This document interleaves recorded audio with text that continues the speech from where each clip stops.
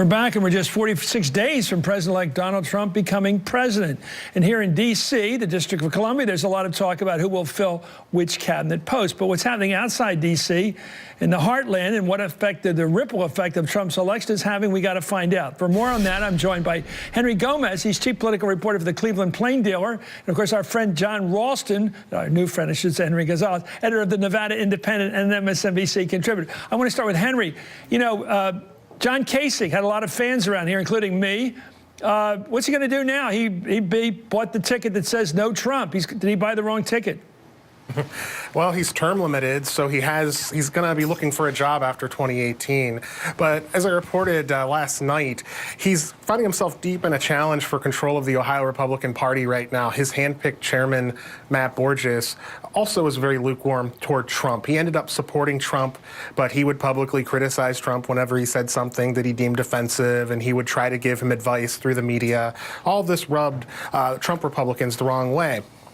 And of course, Trump won. So now there's thoughts that they would like to install some of their own allies into that position as leader of the Ohio Republican Party. A woman named Jane Timken, who's a fairly influential activist in the Canton, Ohio area, has announced that she's going to take on Borges at the Republican meeting in January. But Borges is going to win? Who's going to win?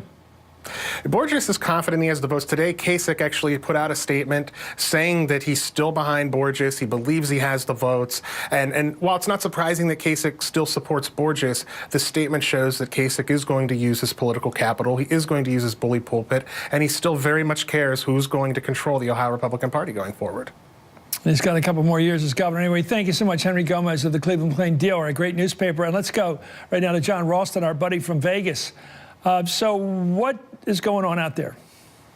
Well, there's a lot of fear out here among some of the Hispanic groups, Chris. You recently had an incident where an instructor at UNLV here put out on Facebook that he was ready to turn in any students that he believed were undocumented to immigration authorities. That created a huge firestorm here. Both universities here had their presidents send out letters to the campus trying to calm fears before that even happened. He has since apologized, said it was a joke, but of course, who makes that kind of joke on Facebook? You've had press conferences, you've had letters written. There's an uproar here. You know, the Hispanic population here, as you well know, Chris, is burgeoning. It's more than a quarter of the population now.